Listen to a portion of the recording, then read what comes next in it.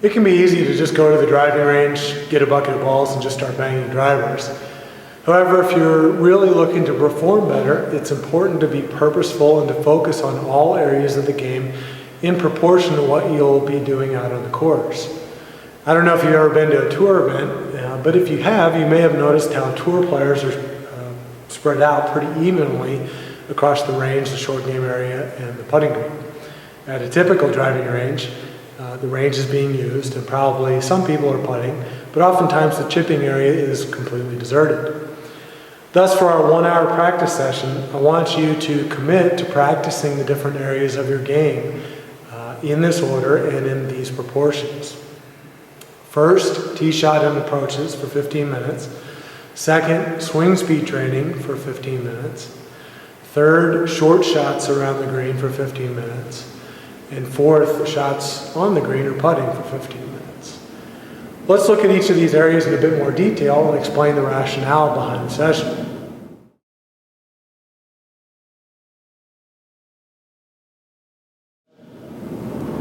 The first thing I want you to practice are your tee shots and approach shots. The way to do this is to simply pretend like you're playing holes on your golf course. Start by hitting a tee shot into a pretend fairway on the range. Then pick out a green and hit an approach shot. Then maybe continue on with another tee shot, a fairway wood, and a pitch shot to pretend you're on a par 5. Continue playing holes for the entire 15 minutes. Now when you're doing this, try to keep your mind empty and don't think about your swing or technique. Recently I came across a poll that stated that 75% of tour players don't think about anything during their swings. Now that's an excellent state of mind to be in for playing great golf, and it's one that amateurs rarely get into. So that's one thing we're going for here. As best as you can, let's work on training you to hit shots to targets. Look and react, no swing thoughts. Also, note that I'm having you start off with a driver first, or at least whatever club you normally use on the first tee. I don't know about you, but I was always taught to warm up with some shorter pitch shots first and then work your way up to full shots. This is great if you can do it, but there will always be situations where some unforeseen circumstance comes up before the round and prevents you from doing this. Perhaps you were running late getting to the course. Maybe they ran out of the balls on the range prior to your round. Maybe the range is really short and doesn't allow shots with drivers or woods. All of these situations have happened to me, and it made me all the more uncomfortable in the first tee when I didn't know how to simply come straight out of the parking lot and get a ball and play right off the bat. I'm guessing that something similar has happened to you too. Fortunately, it's actually something that's fairly easy to improve with a little bit of practice. So that's why we're starting our 1-hour session like this with the driver, or whatever club you use off the tee. If you like, it can be helpful to put some pressure on yourself by keeping some sort of score for yourself on a scorecard, your smartphone, or in a notebook. For example, if you hit it onto your virtual green in regulation, give yourself a par. Then in each subsequent practice, try to beat your previous best overall score.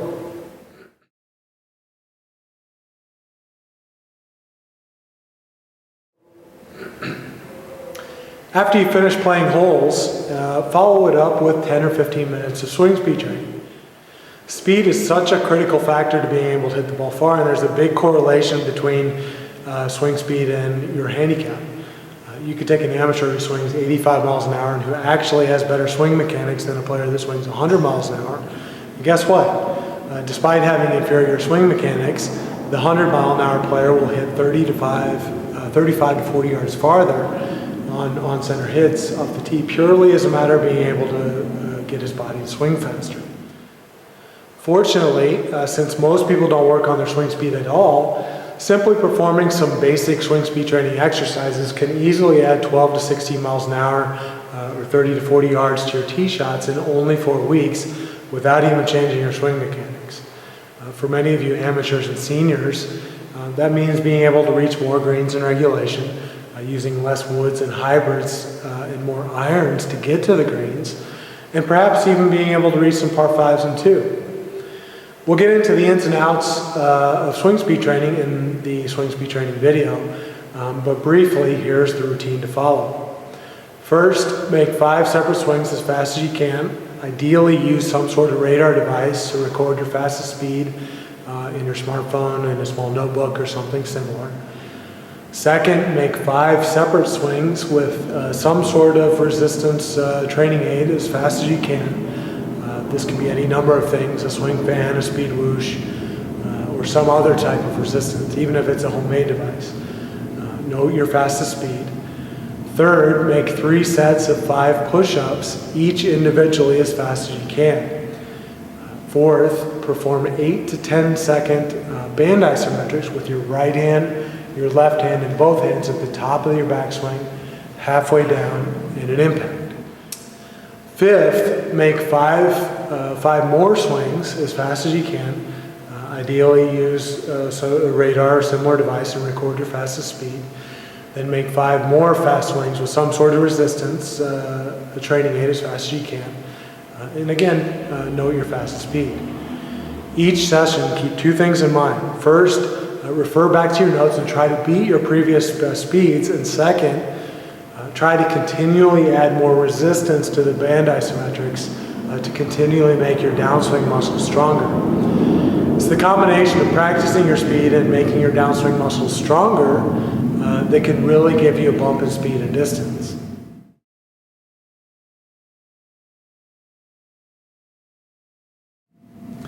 Much like how it is on the golf course, once you've done 30 minutes of practice on getting your ball to the green, it's time to put in some work on your short game. Even tour players miss greens. The average tour player misses 6 greens per round. So if you want to score better, it's important to get up and down as often as you can. Therefore, for the next 15 minutes, I want you to practice your chipping with 5 to 10 bunker shots thrown in. For your chipping practice, although there is benefit to being able to use multiple clubs around the green to have more shots in your toolbox, I think it's better when you're limited with time to practice chipping only with the club you'll use the most often on the course. For most people, I think either a pitching wedge, gap wedge, or sand wedge is fine. But preferably, I think it's good to use a sand wedge in the 54 to 56 degree range.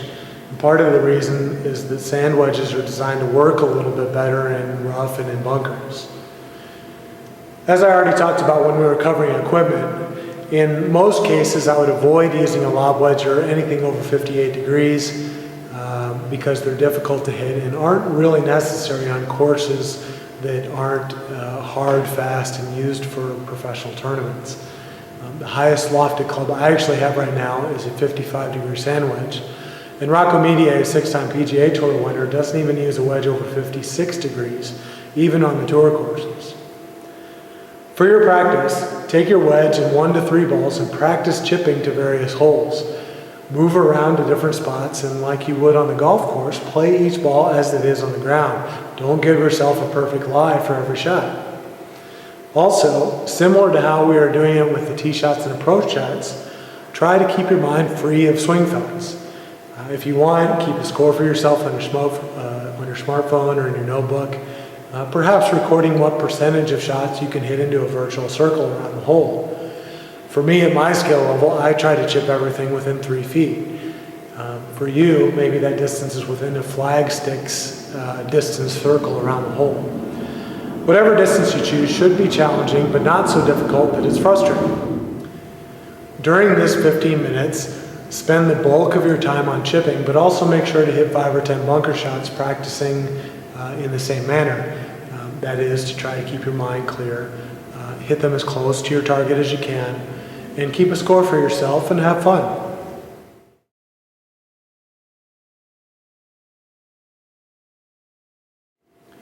For the final 15 minutes of your 1-hour practice session, head over to the putting green.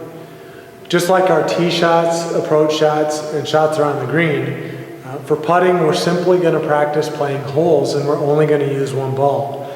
Personally, I like to assign each hole as a par 2, and I'll keep track in my notebook of how many holes I played during my practice, and also record where I finished relative to par. During your putting practice, as best as you can, try to putt exactly how you do on the course. If you like to read putts from multiple angles before putting, do that. If you like to take a practice stroke before putting, do that. For long putts, perhaps you can leave the flag stick in, but definitely for short putts, take the flag out. I know it's more work to do that, but if you've ever been to a tour event, you'll notice that all the flag sticks on the putting green have been taken out because the players want to mimic the same situations that they'll face out on the golf course. With the flag out, there's no security blanket of being able to ram a putt into the flag and have it go in. Make sure to finish each hole, even if it's just a tap-in. Doing this can help make you more relaxed and confident for short pressure putts that you're supposed to make out on the course. So that's the 1 hour practice session. Just as a final note, there's definitely a correlation between your skill level and handicap and how much you practice. I remember one time I was teaching a couple of groups on a week-long golf vacation in Africa with handicaps ranging from scratch to 36. And interestingly, there was an exact linear correlation between their handicaps and the amount of time that each of them practiced. The 1 hour practice session is balanced, and it's a good one, but with only 1 hour per 1 hour per week of practice, you'll likely taper off with your improvement at some point. If you decide you want to do more than an hour, you don't need to repeat the swing speed training part again on the same day or more than twice per week. In that case, as a general rule of thumb, simply add time to the other areas in these proportions. 33% on your tee shots and approach shots, 33% around the green, and 30% on the green. In this way, any additional practice is still balanced with 2/3 of your practice time getting spent on your short game.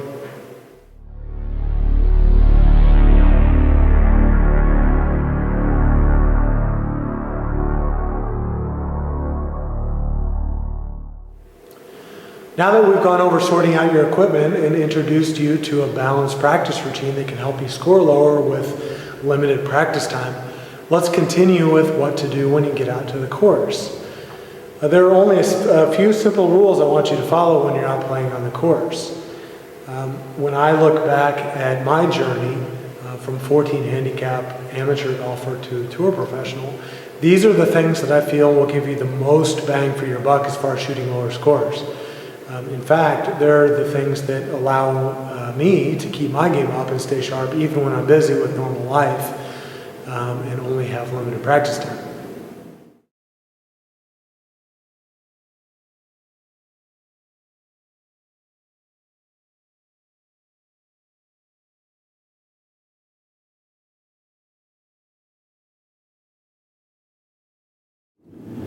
On your full shots, open your front foot up just a little bit. Most people, even tour players, don't have very flexible hips. So opening your front foot up a little bit can help you to accelerate through the shot a bit more and give it some more pop. And at the same time, protect your front hip and knee from getting injured in the long term.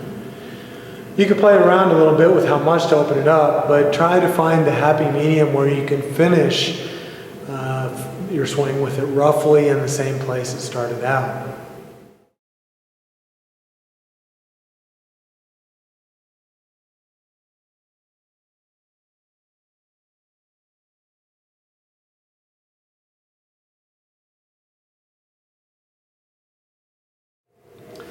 In modern golf, it's become popular to try to keep your rear leg bent in the backswing and also your rear heel on the ground through impact.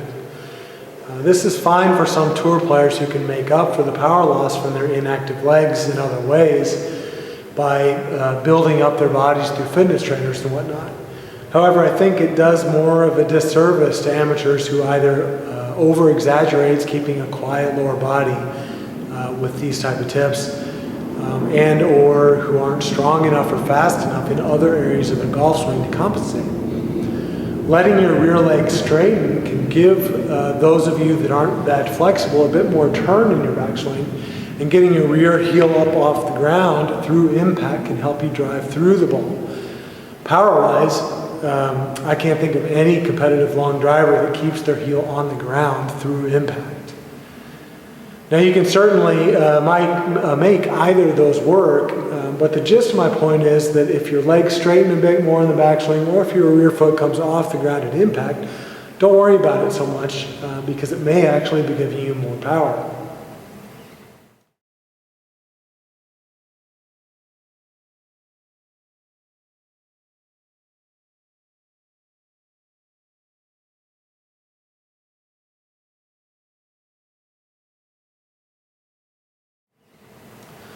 One of the most commonly taught things to do with the club head is to roll your wrist and forearms over, rotating the club from open to square to closed as you're going through impact in the bottom part of the swing.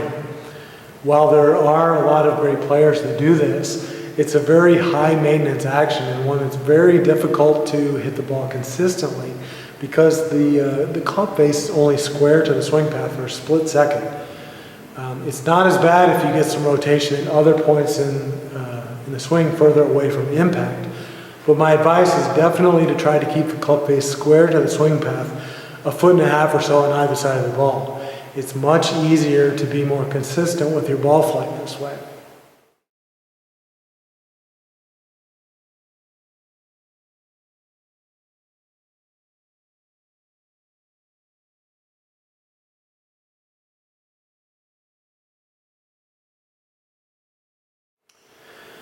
I don't know about you, but when I was a mid-handicap player, I would normally have several score-killing fat shots during the round, or shots where I hit the ground before the ball.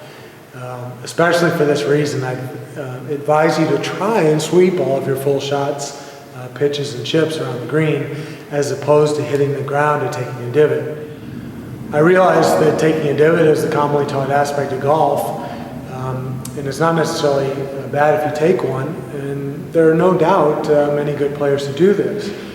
However, when you pick the ball, you can minimize a lot of the fat shots. You might catch them a little thin sometimes, but a thin shot usually doesn't get you in as much trouble as a fat shot. Playing great golf isn't always about who hits the most great shots. It's oftentimes more about managing the disasters. Sweeping, in general, has less associated disasters than taking divots. Additionally, taking divots and hitting the ground has contributed to a lot of wrist and elbow injuries. So an added benefit to sweeping the ball is that you're less likely to get hurt over the long haul. That being said, even though I want you to try to sweep the ball, I would also caution you against making too much head drift in the process or extra head movement in general until after the ball is gone. This doesn't mean your head needs to be perfectly still. If you need to move it a little bit to make a smooth swing, there's nothing wrong with that. And the point is to stay relatively centered and to minimize excessive vertical and horizontal movement until after the ball is gone in the interest of hitting the ball more consistently.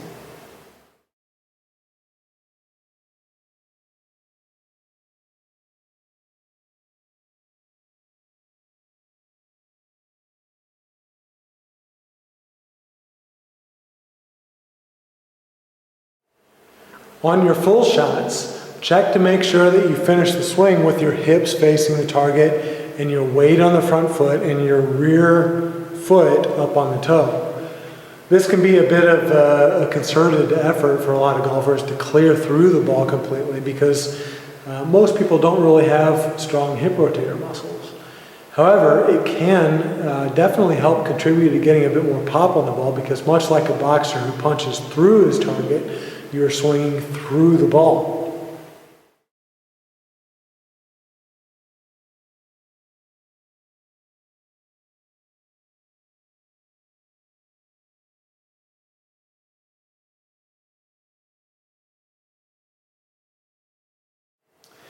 You may have to battle with your ego a little bit on this one, but I want you to take one more club than you think you need for all of your approach shots. Normally, when you take an extra club, you'll have more control over your shot because you don't have to swing as hard. And oftentimes, the resulting decrease in tension also improves your swing mechanics and actually allows the club to move faster, causing you to end up hitting the ball farther anyway. Test yourself on this. Even if you're a good player, during the next round of golf or two, take note on all 18 holes how many times you were short of the flag and how many times you went long on your approach shots. Then try a round where no matter what, you always take an extra club. I'm willing to bet that the amount of times you were short of the flag will be less during the round where you take the extra club. Plus, your average distance to the flag for your next shot will also likely be closer as well. Checking my ego and taking the extra club was one of the more difficult lessons I had to learn, and I went through a lot of back and forth with myself to finally be okay ego-wise with doing it. But developing that discipline was something that really helped lower my scores.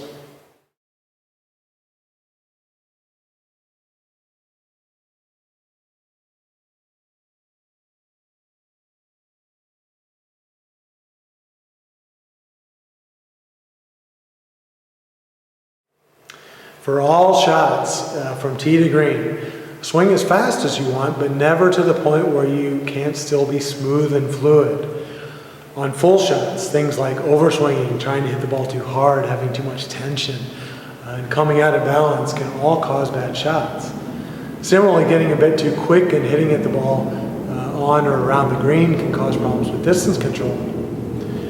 3 of the most popular swings in golf are by Fred Couples, Luke Donald, and Ernie Els. All are super smooth.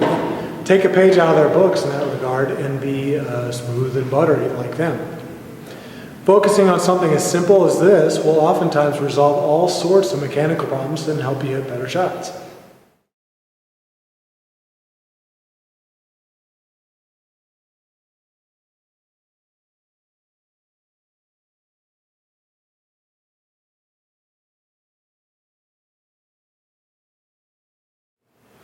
By definition, being a consistent golfer means doing the same thing every time and not doing anything different. I have a tour player buddy whose name I won't mention. He picked up the game rather late in life, and using an unconventional homemade looking swing, he very quickly started shooting in the mid-60s and set multiple course records along the way. Then he decided he had to get a swing coach to develop a proper golf swing so he could better compete. The teacher had good intentions, but the resultant changes completely wrecked my buddy's natural move, and he went from contending in tournaments to struggling to make cuts. And to be honest, I'm not sure if he's going to survive as a tour player now. Making changes to your golf swing can be very dangerous, and I've seen many other tour players shoot themselves right off their respective tour due to making too many changes to their swings, equipment, and other things. The same thing happens on the amateur level. The golfer might make a bad shot. He'll try something new and it'll work for a little while. Then he has a bad day or a bad shot, so he tries something else. Perhaps he uses some advice from a playing partner, gets a tip from a golf magazine, or decides to buy the latest iron set or new driver that promises even more distance than last year's model, which also promised more distance. It's a continuous cycle of change, and the player never gets good at anything. It's important to understand and accept that as humans, no player will always hit perfect shots. Once you've been fit for your equipment, once you've got some of these basic principles in your swing that you always go back to that allow you to hit the ball reasonably well most of the time, and you've trained your body through swing speed training to get sufficient distance, you'll be able to play some really good golf. Yes, sometimes making a tweak might be necessary, but be very careful if you do this and understand that much of the path towards becoming a consistent player and mastering your swing is repetition of the same things over and over and over. If you're looking for someone on the modern tour who exemplifies a lot of these qualities I've been talking about, have a look at Ryan Palmer. Ryan starts out with his lead foot open at address. He swings smooth. He lets his rear leg straighten in the backswing, and his backswing isn't particularly long, which is a great model, I think, for a lot of inflexible amateurs. He lets his rear heel come off the ground through impact. He doesn't rotate the club face on either side of impact. He keeps his head relatively stable until after the ball's gone, and he finishes with his weight on his front foot and he faces the target. I don't know if he picks the ball or limits changes to his equipment or swing, but I am fairly certain that he does also take enough club to get to his approach shots all the way to the pin.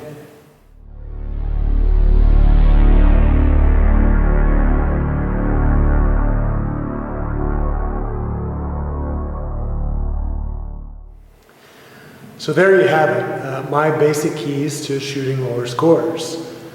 To quickly review, with your equipment, make sure you get your clubs custom fit.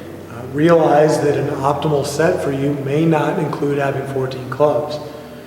Whether it's a driver, fairway, wood, etc., if at all possible, to try to have one club for your tee shots that you can hit for maximum accurate distance.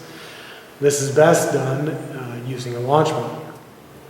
For consistency's sake, consider getting a set of same length irons. One Iron Golf lets you try their irons out for a 30-day money back guarantee if you use coupon code 10507. If you still insist on going a conventional route with your wedges, make sure you work with a club fitter to get them dialed in for things like loft, bounce, etc. Similarly, get a putter that complements your particular putting setup and style. And figure out the best ball for your game, and always stick with the same rated ball. Once you've had a good fitting, with the limits placed on the golf clubs by the governing bodies, there's really no need performance-wise to change your equipment again. With ball flight, remember that balls will primarily start out in the direction of where the club face pointed at impact. The ball then curves left or right if there was a difference between the club face and swing path. Balls that miss the sweet spot have less ball speed. Balls hit on the heel or toe tilts the spin axis one way or the other and changes how the ball curves, even when the club face is square to the swing path. Balls hit high on the face spin less, and balls hit low on the face spin more. Catching the ball on the downswing makes the ball start out more away from you. Conversely, balls will start out more towards you when you catch them on the upswing. For a 1-hour practice session at a typical practice facility, split it up into 4 15-minute segments. First, alternate on the range between hitting tee shots, approach shots, and occasionally a pitch shot. Make the first club you hit be the club you use on the first tee. Second, work on your swing speed for adding distance. Third, practice getting up and down by chipping around the green and hitting a few bunker shots. Finally, practice putting. Take the flag out on the short ones and putt everything out. For all shots, try to keep your mind clear of swing thoughts. Just practice hitting the targets and mimic how you would do everything on the course. You can also track your progress by keeping a score for yourself in each area of the practice. And remember to have fun. On the course, on full swings, open your front foot up slightly at setup. It's okay if your rear leg straightens in the backswing and rear heel comes off the ground before impact. Keep the club face square to your swing path through the hitting zone. Taking divots are fine, but for the most part, try to sweep or pick the ball to minimize misses and injury. Finish the shot with your weight on your front foot and belly button facing the target. Take more club than you normally would to make sure you get approach shots all the way to your target. You can swing fast, but always make sure to swing smooth. Swinging smooth applies to all shots from tee to green. Be careful of making constant changes to your swing, and it's difficult to ever master anything that you're constantly changing.